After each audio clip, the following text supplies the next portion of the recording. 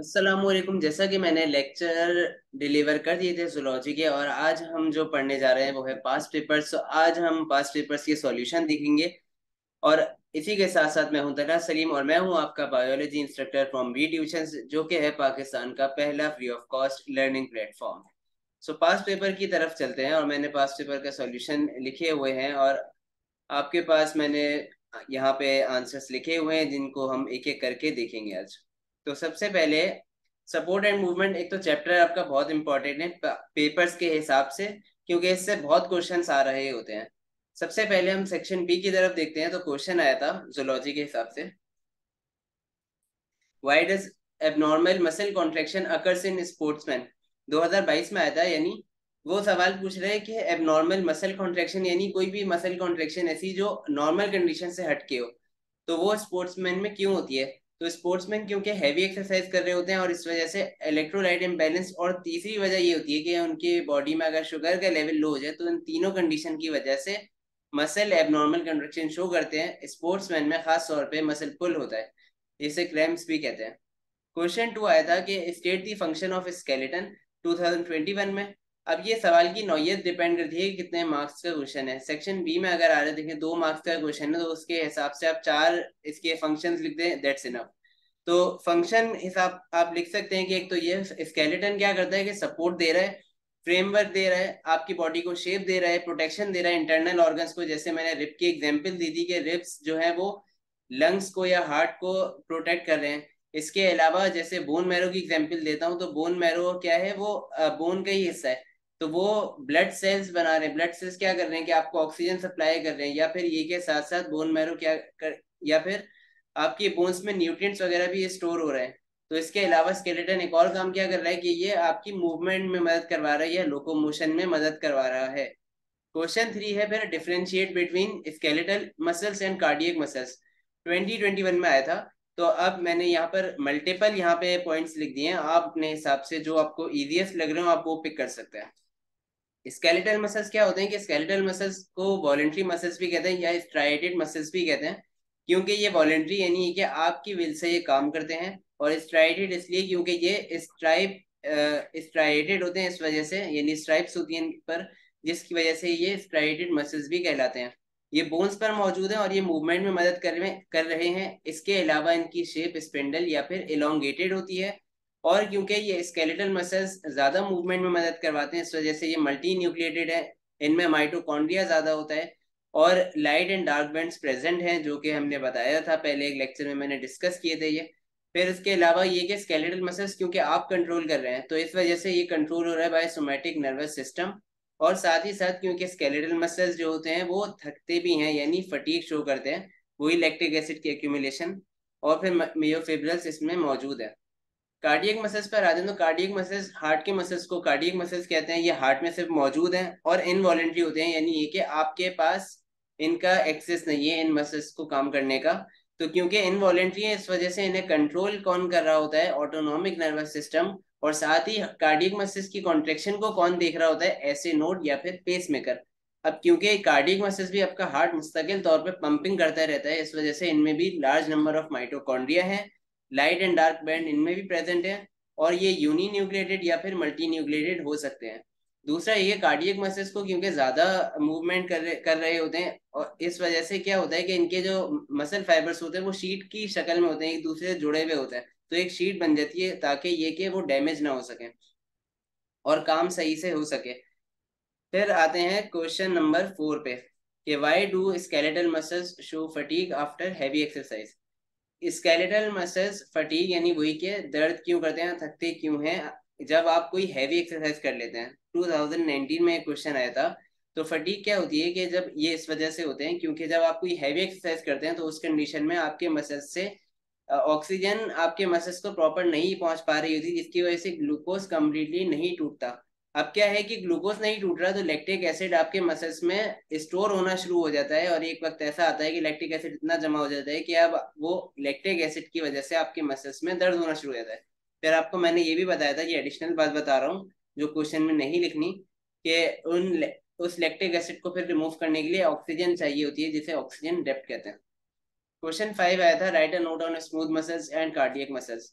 Smooth muscles क्या होते हैं कि स्मूथ मसल्स को इनवॉलेंट्री मसल्स भी कहा जाता है, क्योंकि ये इनवॉलेंट्री यानी ये कि आपकी विल से कंट्रोल नहीं हो रहे, जिसकी वजह से इन्हें कंट्रोल कौन कर रहा है, ऑटोनॉमिक नर्वस सिस्टम। दूसरा ये कि इनके ऊपर कोई स्ट्राइप्स वगैरह नहीं होती, स्मूथ होते हैं, इस वजह से इन्हें स्मूथ मसल्स कहते हैं। और ये ऐसी जगह पर मौजूद होते हैं जो विसरल ऑर्गन या फिर आपकी बॉडी के हॉलो पार्ट्स की तरफ ये मौजूद होते हैं। साथ ही साथ ये कि स्मूथ मसल्स जो होते हैं स्पिंडल शेप के होते हैं, uninucleated, light and dark vein इनमें मौजूद नहीं होते। और ये कि इनके पास लेस नंबर ऑफ माइटोकॉन्ड्रिया होते हैं as compare to striated muscles. ये मसल्स जो है कभी थकते नहीं हैं। स्मूथ मसल्स कहाँ पर मौजूद हैं, आपके ये जो जितने भी इंटरनल ऑर्गन्स मौजूद हैं वो सारे स्मूथ मसल्स से मिलकर बने हुए हैं।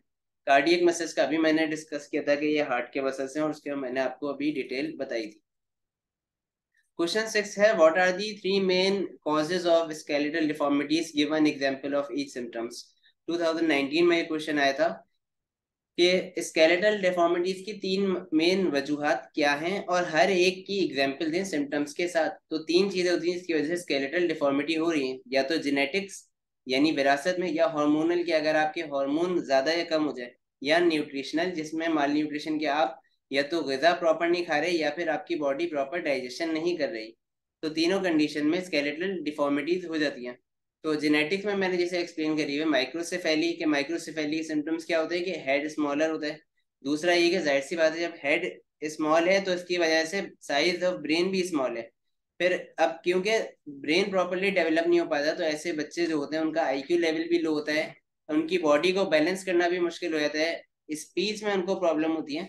लेकिन अगेन ये कि माइक्रोसेफेली की जो सिम्टम्स होते हैं वो डिपेंड करते हैं सीवियरिटी पर, कि अगर ज्यादा सीवियरिटी होगी तो उसी हिसाब से सिम्टम्स होते हैं। कुछ कुछ ऐसे भी होते हैं जिनके जो इतने ज्यादा सिम्टम्स शो नहीं करते, क्योंकि उनके ब्रेन में थोड़े बहुत जो होते हैं, ब्रेन जो थोड़ा बहुत ब्रेन है वो बस रह जाता है, अंडर डेवलप होता है। तो इसके अलावा जेनेटिक्स के और भी हैं, क्लेफ्ट पैलेट है, तो आप वो सारे भी अपने हिसाब से जो आपको इजीएस्ट लग रहा हो आप वो यहाँ पे लिख सकते हैं। हार्मोनल की मैं बात करूं तो हार्मोनल में आपकी बुक में ऑस्टियोपोरोसिस लिखा हुआ है। ऑस्टियोपोरोसिस में क्या है कि सिम्टम्स के बोन्स पोरस हो जाती है, यानी बोन्स में सुराख सुराख होते हैं कैल्शियम की कमी की वजह से। और दूसरा ये कि अक्सर ये खवातीन हजरात खवातीन को होता है। उसकी वजह ये होती है कि उनमें जो ईस्ट्रोजन का लेवल है वो वक्त के साथ साथ यानी उम्र के बढ़ते के साथ साथ ईस्ट्रोजन का लेवल भी कम हो जाता है।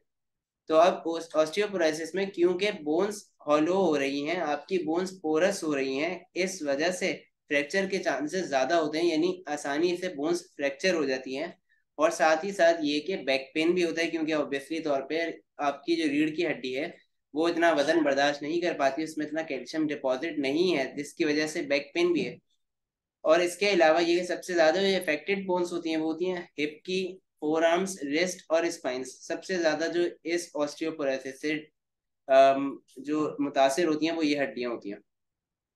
न्यूट्रिशनल की मैं बात करूं तो न्यूट्रिशनल में रिकेट्स आती है, नहीं न्यूट्रिशनल में आपकी बॉडी आप सही गज़ा नहीं ले रहे, आपकी बॉडी सही से एब्जॉर्ब नहीं कर रही न्यूट्रिएंट्स। तो रिकेट्स होती है वो बीमारी जो विटामिन डी की डेफिशिएंसी की वजह से होती है। अब विटामिन डी क्या करता है कि विटामिन डी आपकी बोन्स में कैल्शियम स्टोर करवाता है।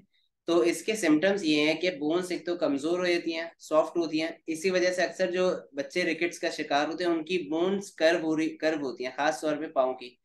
और इसके अलावा इनके पास इनकी बोन्स में कैल्शियम का लेवल बहुत लो होता है। और तीसरा ये कि बोन्स आसानी से, क्योंकि अब बोन्स वीक हैं, कैल्शियम नहीं है, तो ये भी इस कंडीशन में भी बोन्स आसानी से फ्रैक्चर हो सकती हैं, नहीं टूट सकती हैं। और मसल क्रैम्प के चांसेस भी इसमें ज्यादा होते हैं, वो भी हो सकते हैं। क्वेश्चन 7 आया था, what is the cause of muscle fatigue. तो अगेन वही कि हैवी एक्सरसाइज होता है, वही पूरी चीज एक्सप्लेन जो मैंने करी थी क्वेश्चन 4 में, तो वही ये सारी चीजें हैं। क्वेश्चन 8 है फिर, right four differences between bones and cartilage. ये मैंने कुछ एक्स्ट्रा जो है वो डिफरेंस भी ऐड कर दिए मैंने, तो यहाँ पर भी अपने हिसाब से देख लें। तो बोन्स और कार्टिलेज में क्या फर्क है कि बोन्स हार्ड और इनइलास्टिक होती हैं, कार्टिलेज जो होती हैं वो सॉफ्ट और इलास्टिक होती हैं।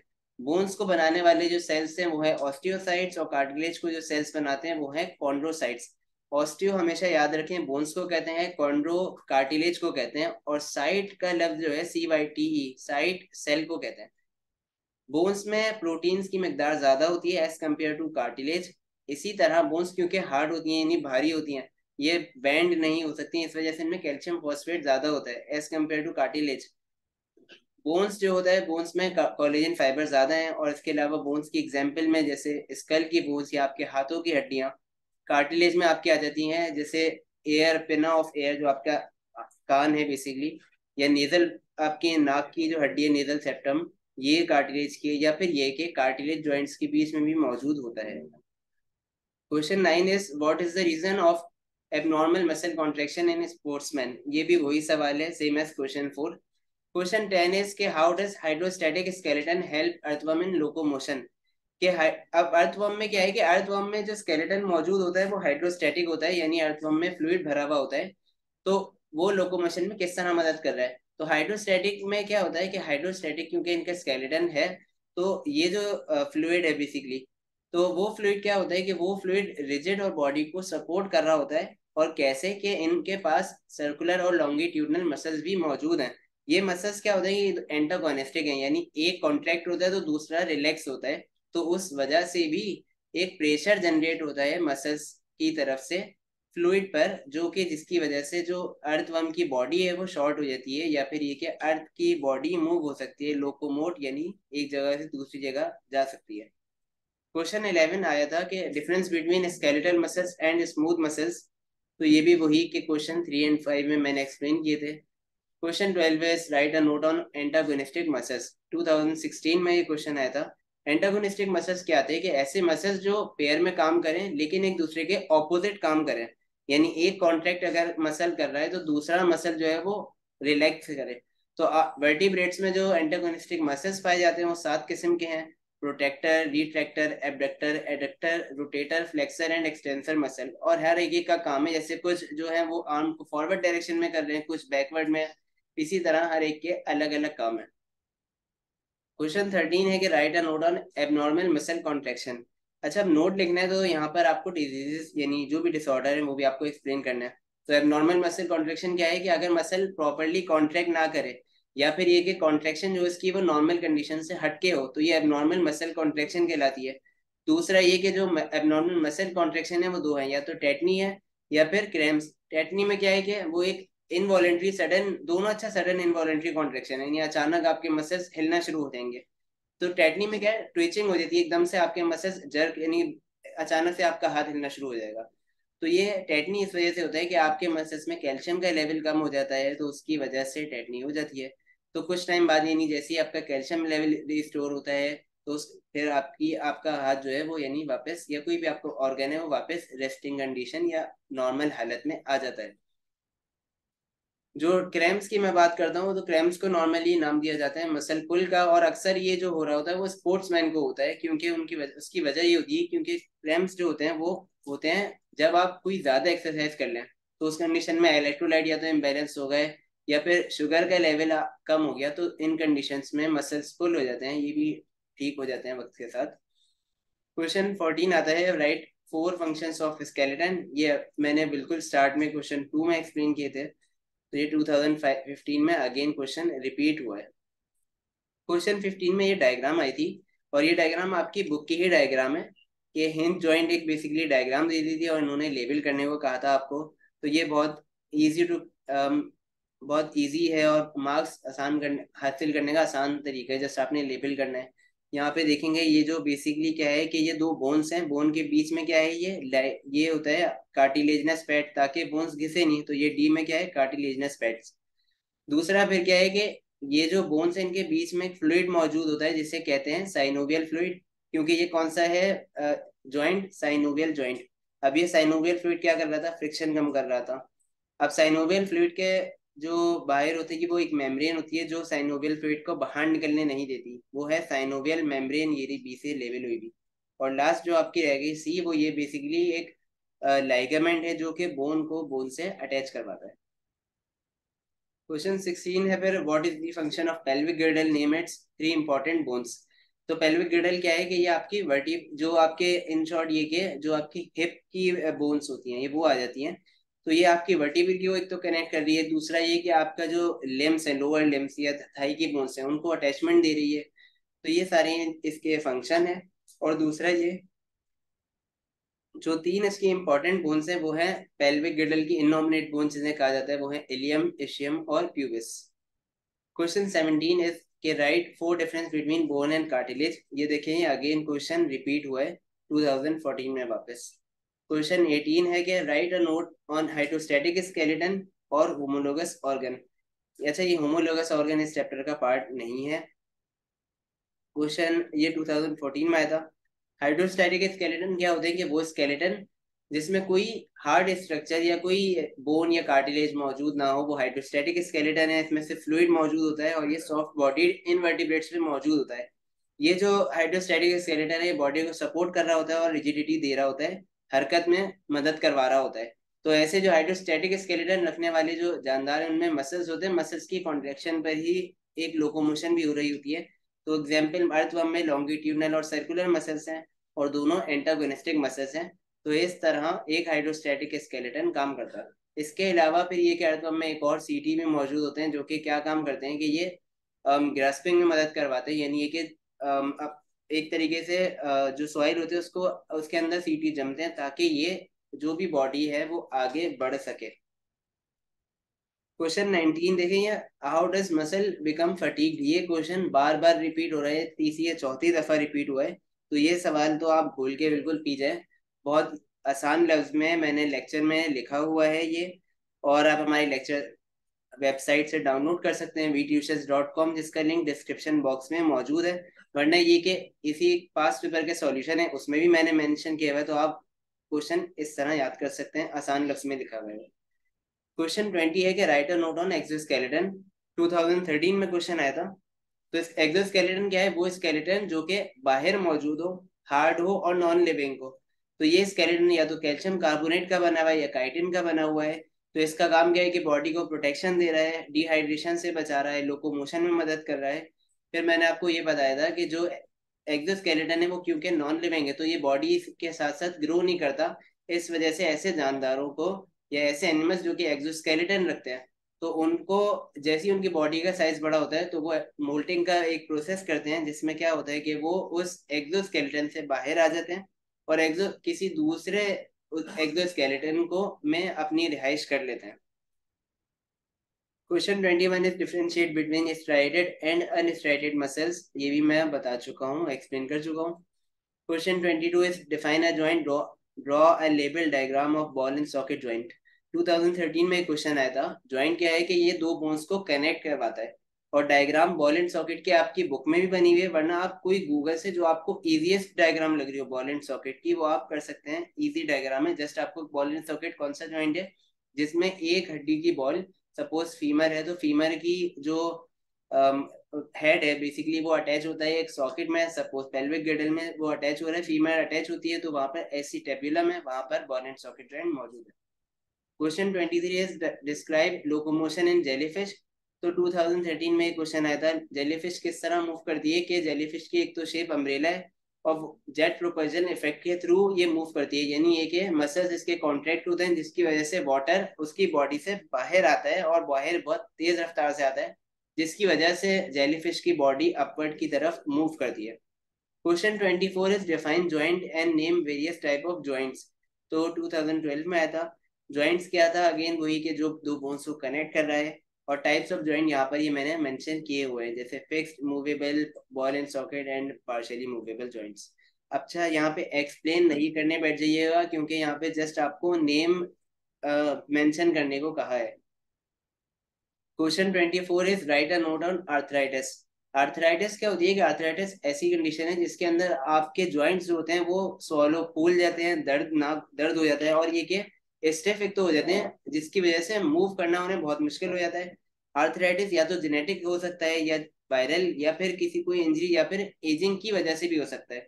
तो आर्थराइटिस में जो आपके बोन्स के दरमियान में जो कार्टिलेज मौजूद है जिसकी वजह से फ्रिक्शन कम हो रही है और बोन्स डीनेचर होने से बच रही हैं या खराब होने से बच रही हैं, तो वो कार्टिलेजनस जो पैड्स हैं उन पर भी कैल्शियम की एक्सेस डिपोजिशन हो जाती है जिसकी वजह से वो हार्ड हो जाते हैं, तो अब बोन्स को मूव करना मुश्किल है। तो ऐसी कंडीशन में या तो इंजेक्शन दिए जाते हैं या मेडिसिन दी जाती हैं, या फिर ये कि ज्यादा सीवियर केस में रबर या फिर प्लास्टिक के जॉइंट्स आते हैं वो भी रिप्लेस कर दिए जाते हैं, उनको रिप्लेस कर दिया जाता है ओरिजिनल जॉइंट्स आपकी बॉडी के। क्वेश्चन 26 है mention hydrostatic skeleton with examples. तो हाइड्रोस्टैटिक स्केलेटन जेलीफिश अर्थवर्म में मौजूद है।